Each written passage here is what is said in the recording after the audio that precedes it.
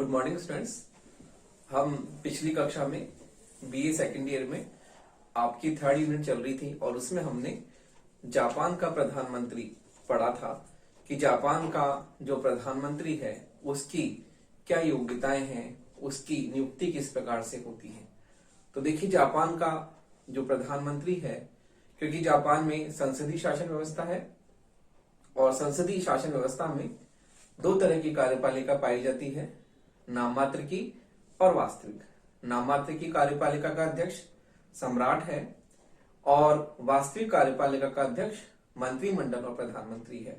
तो हम देखते हैं कि संसदीय शासन व्यवस्था में मंत्रिमंडलात्मक शासन व्यवस्था होती है और उसमें कैबिनेट को, मंत्रिमंडल को बहुत महत्वपूर्ण शक्तियां प्राप्त हैं और मंत्रिमंडल का संचालन प्रधानमंत्री के द्वारा किया जाता है, क्योंकि प्रधानमंत्री जो कि बहुमत दल का नेता होता है वही वास्तव में शासन की शक्तियों का वास्तविक रूप में प्रयोग करता है। तो हमने पिछली कक्षा में जापान के प्रधानमंत्री के पद की योग्यता नियुक्ति के बारे में पढ़ा था। तो किस प्रकार से हम देखते हैं कि जापान में प्रधानमंत्री का पद जो है संविधान द्वारा लिखित रूप में वहां पर प्रदान किया गया है। ब्रिटेन के संविधान में हम देखते हैं कि ब्रिटेन में वहां पर जो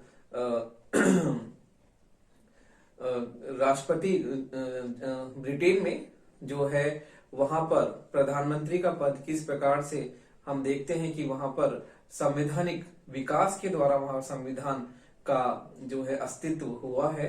वहां संविधान लिखित रूप में नहीं है ब्रिटेन में अलिखित संविधान है और वहां पर संविधान जो है संवैधानिक विकास का परिणाम है।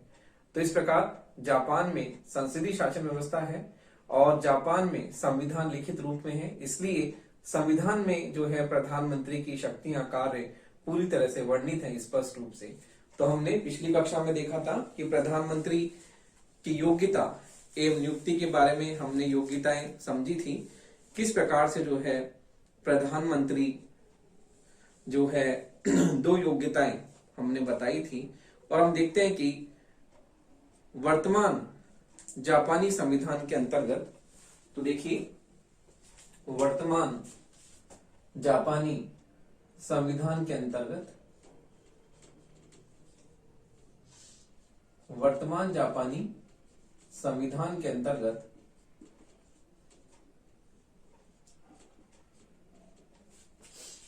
संविधान के अंतर्गत वर्तमान जापानी संविधान के अंतर्गत प्रधानमंत्री की नियुक्ति में प्रधानमंत्री की नियुक्ति में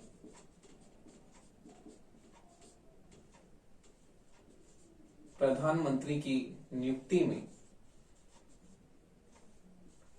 सम्राट प्रधानमंत्री की नियुक्ति में सम्राट को कोई वास्तविक शक्ति, सम्राट को कोई वास्तविक शक्ति, कोई वास्तविक शक्ति एवं अधिकार, सम्राट को कोई वास्तविक शक्ति एवं अधिकार प्राप्त नहीं है, एवं अधिकार प्राप्त नहीं है।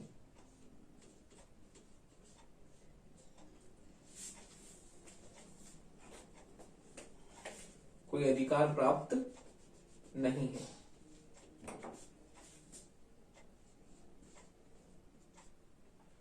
सम्राट को कोई अधिकार प्राप्त नहीं है। तो देखिए, सम्राट जो है प्रधानमंत्री पद पर केवल उसी व्यक्ति को, तो देखिए संविधान के अनुच्छेद 6 के अनुसार, तो देखिए संविधान के अनुच्छेद के अनुसार सम्राट प्रधानमंत्री पद, तो देखिए सम्राट प्रधानमंत्री पद पर, सम्राट प्रधानमंत्री पद पर, प्रधानमंत्री पद पर केवल उसी व्यक्ति को ही नियुक्त कर सकता है। प्रधानमंत्री पद पर केवल उसी व्यक्ति को ही, केवल उसी व्यक्ति को ही उसी व्यक्ति को ही नियुक्त कर सकता है, नियुक्त कर सकता है जिसे डायट ने, जिसे डायट ने मनोनीत, जिसे डायट ने मनोनीत किया है।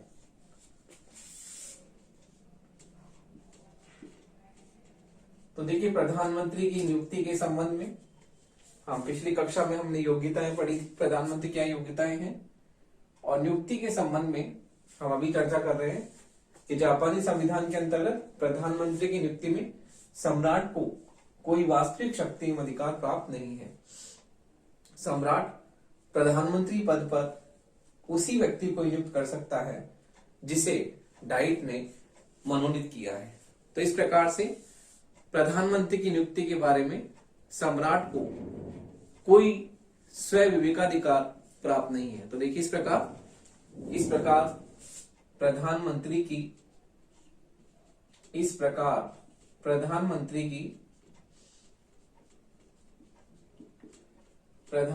की नियुक्ति के बारे में, प्रधानमंत्री की नियुक्ति के बारे में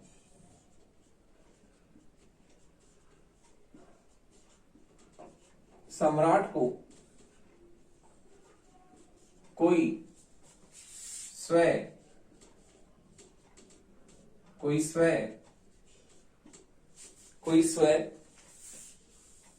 विवेकाधिकार प्राप्त नहीं है, कोई स्व विवेकाधिकार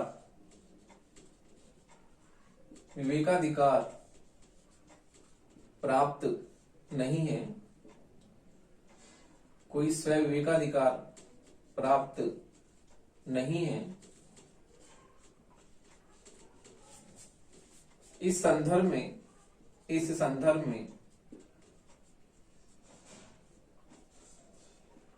उसे केवल औपचारिक शक्ति प्राप्त है, उसे केवल औपचारिक शक्ति प्राप्त है।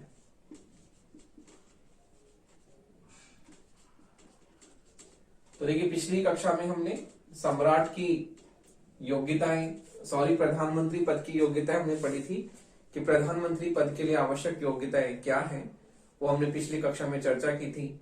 और अब हम पढ़ रहे हैं प्रधानमंत्री की नियुक्ति के बारे में जापान के संविधान में क्या व्यवस्था है, कि जापान के संविधान में प्रधानमंत्री की नियुक्ति के बारे में क्या क्या जो है वहां पर व्यवस्थाएं की गई है।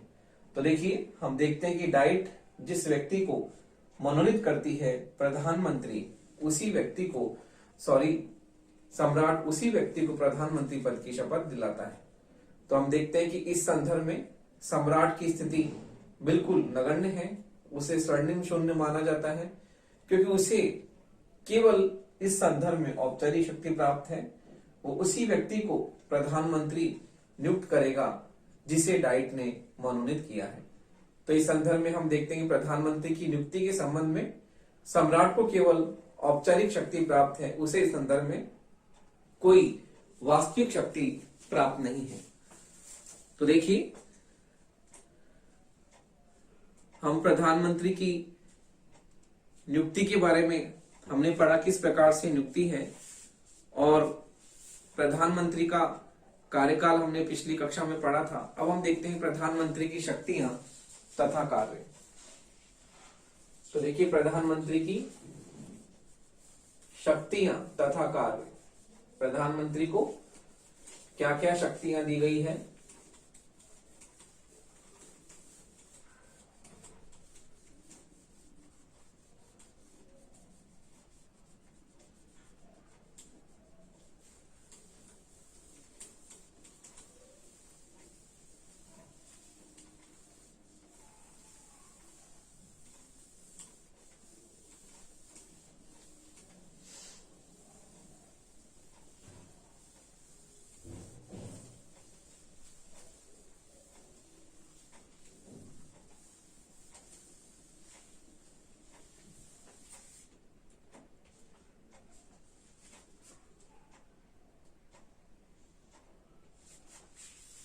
देखिए, प्रधानमंत्री की शक्तियां तथा कार्य।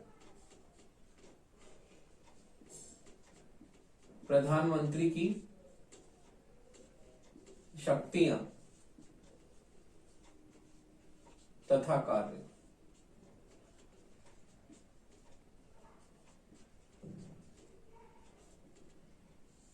प्रधानमंत्री की शक्तियां तथा कार्य। तो देखिए, वर्तमान संविधान द्वारा वर्तमान संविधान द्वारा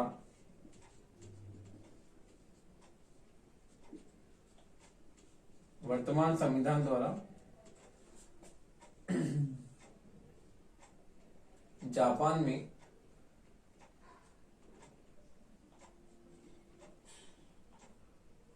वर्तमान संविधान द्वारा जापान में संसदीय जापान में संसदीय शासन व्यवस्था की जापान में संसदीय शासन व्यवस्था की स्थापना की गई है। संसदीय शासन व्यवस्था की स्थापना की गई है, जिसके अंतर्गत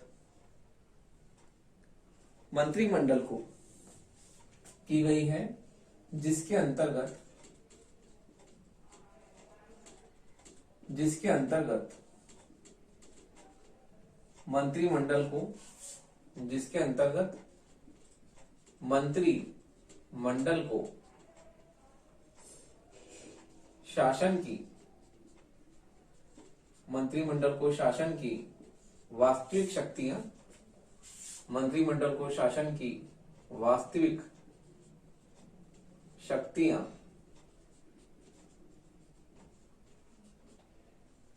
मंत्रिमंडल को शासन की वास्तविक शक्तियां सौंपी गई हैं सौंपी गई हैं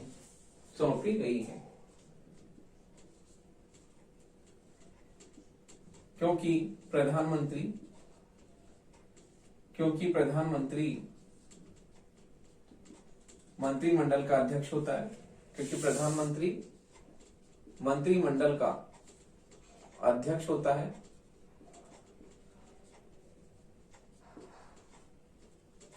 प्रधानमंत्री मंत्रिमंडल का अध्यक्ष होता है। इसलिए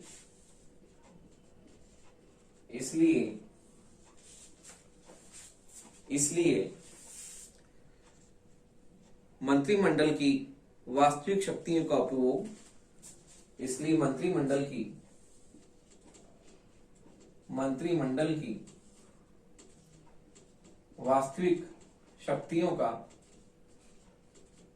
मंत्रिमंडल की वास्तविक शक्तियों का उपभोग उसी के द्वारा मंत्रिमंडल की वास्तविक शक्तियों का उपभोग उसी के द्वारा किया जाता है। उसी के द्वारा किया जाता है। उसी के द्वारा किया जाता है। जापान के प्रधानमंत्री की प्रमुख शक्ति एवं कार्य इस प्रकार है। जापान के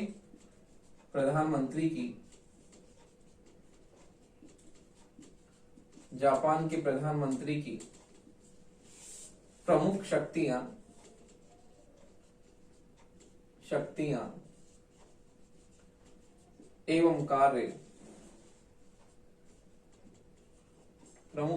एवं कार्य इस प्रकार है। प्रमुख शक्ति एवं कार्य इस प्रकार है। तो देखिए, पहली शक्ति है मंत्रिमंडल संबंधी अधिकार। पहला है मंत्रिमंडल संबंधी अधिकार। मंत्रिमंडल संबंधी अधिकार।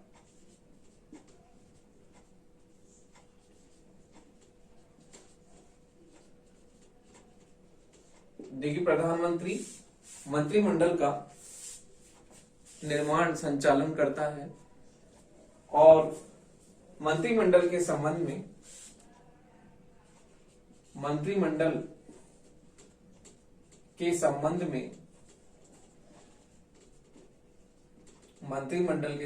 में उसकी शक्तियां निम्न है। मंत्रिमंडल के संबंध में उसकी शक्तियां निम्न है। तो देखिए, प्रधानमंत्री मंत्रिमंडल के निर्माण में उसकी अहम भूमिका होती है, उसके संचालन में अहम भूमिका होती है और मंत्रिमंडल के अंत में भी उसकी अहम भूमिका होती है। तो इस प्रकार मंत्रिमंडल का संचालन उसी के द्वारा किया जाता है और इस संबंध में उसकी प्रमुख शक्तियां इस प्रकार है। तो देखिए, प्रधानमंत्री की मंत्रिमंडल संबंधी शक्तियां हम देखते हैं।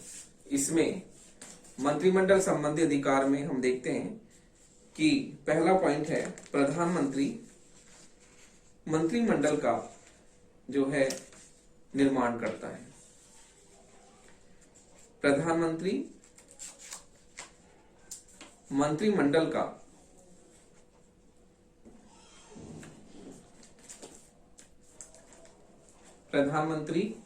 मंत्रिमंडल का जो है निर्माण करता है। तो देखिए, मंत्रिमंडल की पहली शक्ति है उसकी प्रधानमंत्री मंत्रिमंडल का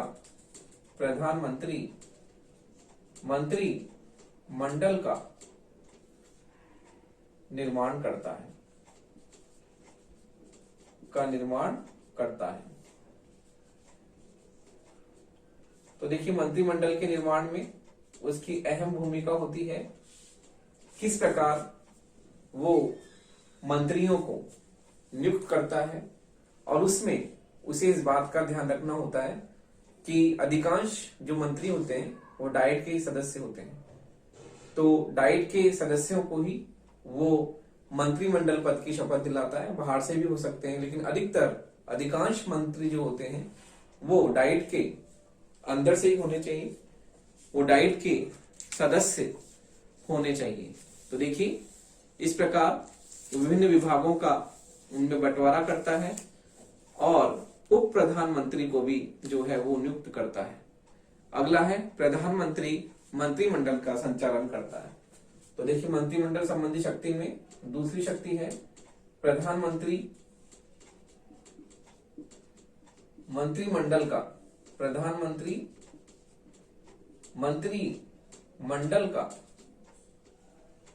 संचालन करता है। तो मंत्रिमंडल के संचालन में उसकी महत्वपूर्ण भूमिका होती है। मंत्रिमंडल का वो संचालन करता है। तो किस प्रकार से मंत्रिमंडल का संचालन करता है वो हम देखते हैं कि उसकी देखरेख में उसकी प्रमुख शक्तियां हैं, जैसे कि मंत्रिमंडल की बैठकों की अध्यक्षता करता है, सभी निर्णय उसी की उपस्थिति में लिए जाते हैं और मंत्रिमंडल की नीतियों का निर्माण करना, उन नीतियों की घोषणा करना, इस प्रकार मंत्रिमंडल संबंधी जो भी कार्य होते हैं वो सभी कार्य प्रधानमंत्री के द्वारा किए जाते हैं। बैठकों की अध्यक्षता करना, जब वो नहीं होता तो उस समय में भी वो कुछ वैकल्पिक व्यवस्था रखता है कि किस प्रकार से जो है बैठकों की अध्यक्षता होगी, नीति का निर्माण करना और उसको क्रियान्वित करना, ये सब जो है इनमें प्रधानमंत्री की अहम भूमिका होती है। तो हम देखते हैं कि प्रधानमंत्री मंत्रिमंडल का जो है महत्वपूर्ण रूप से संचालन करता है। अगला हम देखते हैं कि प्रधानमंत्री मंत्रिमंडल के अंत की शक्ति रखता है। तो देखिए, प्रधानमंत्री मंत्रिमंडल के अंत की शक्ति रखता है। तो देखिए, प्रधानमंत्री मंत्रिमंडल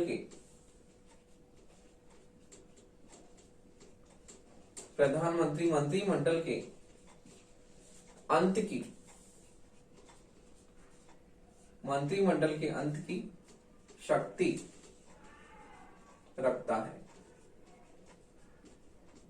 तो देखिए हम देखते हैं कि प्रधानमंत्री किसी भी समय किसी भी मंत्री से वो अपना त्याग पत्र मांग सकता है, और यदि वह मंत्री अपना त्याग पत्र देने से इनकार कर सकता है तो ऐसी स्थिति में प्रधानमंत्री उसे तुरंत जो है उसे निकाल सकता है।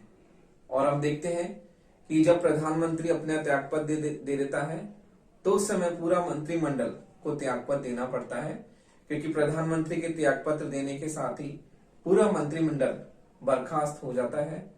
और इस प्रकार हम देखते हैं कि मंत्रिमंडल का अंत हो जाता है और फिर दोबारा से इलेक्शंस होते हैं, नई सरकार निर्वाचित होती है।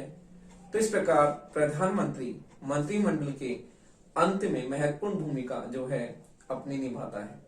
तो इस प्रकार हम देखते हैं कि मंत्रिमंडल के संबंध में उसकी शक्तियां हमने देखी, किस प्रकार से मंत्रिमंडल के संबंध में उसे व्यापक शक्तियां प्राप्त हैं। तो इस प्रकार हम अगली जो है उसकी शक्ति देखते हैं। अगली शक्ति है उसकी डाइट संबंधी अधिकार। तो देखिए प्रधानमंत्री की अगली शक्ति है, अगला अधिकार है उसका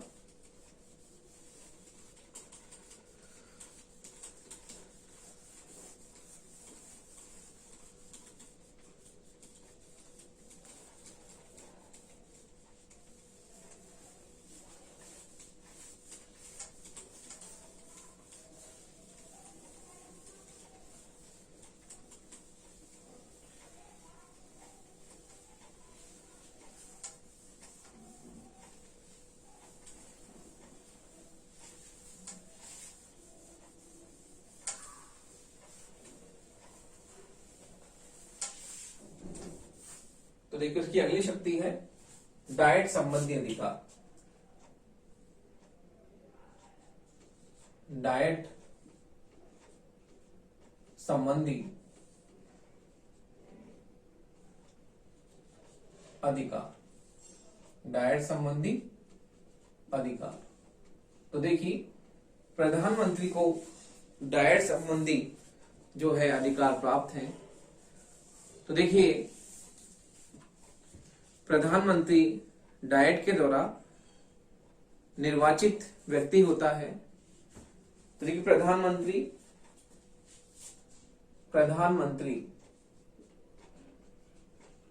डाइट के द्वारा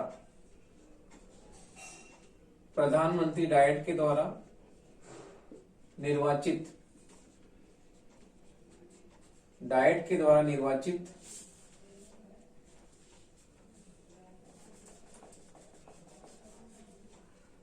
डाइट के द्वारा निर्वाचित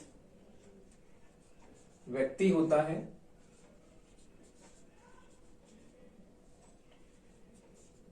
डाइट के द्वारा निर्वाचित व्यक्ति होता है और उसे अपने कार्यकाल में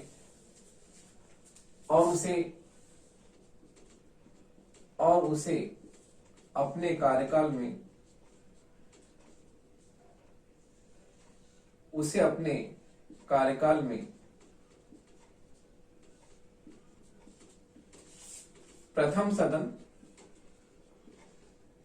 सदन यानी प्रतिनिधि सभा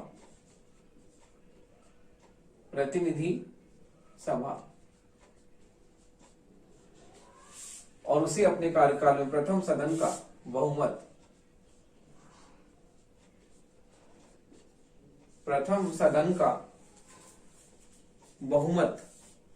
प्राप्त होता है। प्रथम सदन का बहुमत प्राप्त होता है।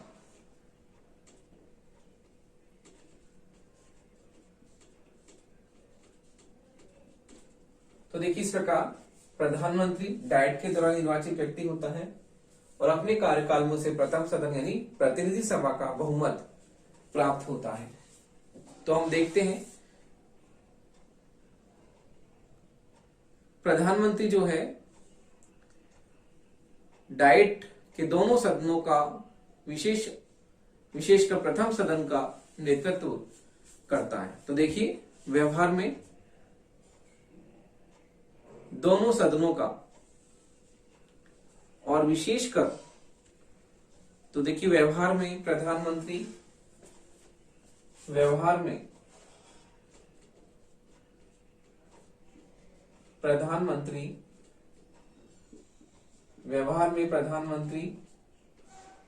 दोनों सदनों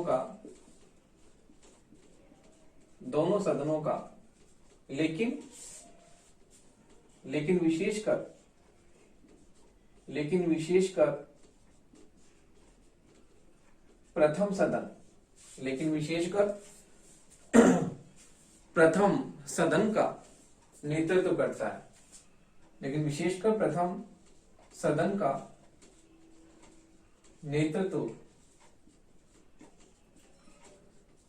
नेतृत्व करता है। देखिए प्रधानमंत्री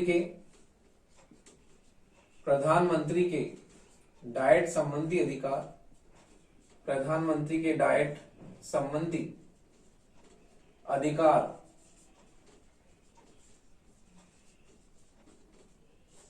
निम्न है। प्रधानमंत्री के डाइट संबंधी अधिकार निम्न है। तो देखिए इस प्रकार से व्यवहार में वो दोनों सदनों का नेतृत्व करता है, लेकिन विशेषकर प्रथम सदन का नेतृत्व वो करता है। और प्रधानमंत्री के डाइट संबंधी अधिकार इस प्रकार है। तो देखिए उसके डाइट संबंधी अधिकार किस प्रकार से हैं। पहला है कि प्रधानमंत्री के नेतृत्व में मंत्रिमंडल डाइट में प्रधानमंत्री के नेतृत्व में प्रधानमंत्री के नेतृत्व में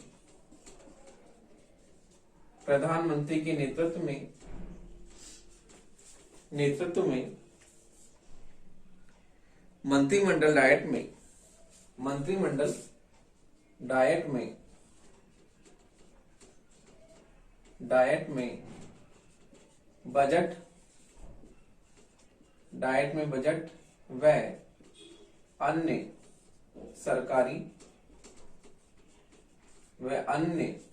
बजट व अन्य सरकारी विधेयक प्रस्तुत करता है। अन्य सरकारी विधेयक प्रस्तुत करता है। इसी प्रकार अगली शक्ति है उसकी कि प्रधानमंत्री डाइट में मौजूद अपने बहुमत के आधार पर। तो देखिए प्रधानमंत्री डाइट में मौजूद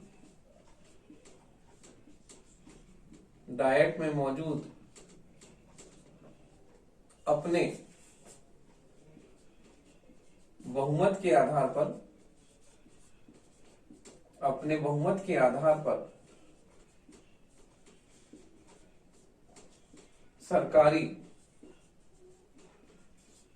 प्रधानमंत्री डाइट में मौजूद अपने बहुमत के आधार पर सरकारी विधेयकों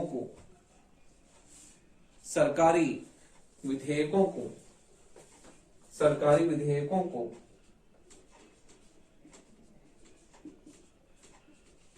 पारित करता है। तो देखिए डाइट संबंधी शक्ति में हमने देखा कि प्रधानमंत्री की डाइट संबंधी महत्वपूर्ण शक्तियां उसे प्राप्त है। वो डाइट में प्रथम सदन का विशेषकर दोनों सदनों का ही करता नेतृत्व, लेकिन विशेष रूप से प्रथम सदन का नेतृत्व वो करता है। और प्रधानमंत्री के नेतृत्व में मंत्रिमंडल डाइट में बजट व अन्य सरकारी विधेयक प्रस्तुत करता है। तो देखिए इस प्रकार से प्रधानमंत्री के नेतृत्व में मंत्रिमंडल डाइट में अपना बजट व अन्य सरकारी विधेयकों को प्रस्तुत करता है। उसी प्रकार से प्रधानमंत्री डाइट में मौजूद अपने बहुमत के आधार पर सरकारी विधेयकों को पारित करता है। तो इस प्रकार हम देखते हैं कि डाइट के संबंध में प्रधानमंत्री को महत्वपूर्ण शक्तियां प्राप्त है। वो सरकारी विधेयकों को प्रस्तुत करने से लेकर उसे पारित करने में उसे महत्वपूर्ण शक्तियां प्राप्त है। इस प्रकार से हम देखते हैं कि प्रधानमंत्री की डाइट संबंधी शक्तियों में प्रधानमंत्री सरकारी विधेयकों को प्रस्तुत करने में उसकी महत्वपूर्ण भूमिका है, और इसी प्रकार जो है वो अपने बहुमत के आधार पर, डाइट में जो उसे बहुमत प्राप्त है उसके आधार पर सरकारी विधेयकों को पारित करने में उसकी अहम भूमिका है।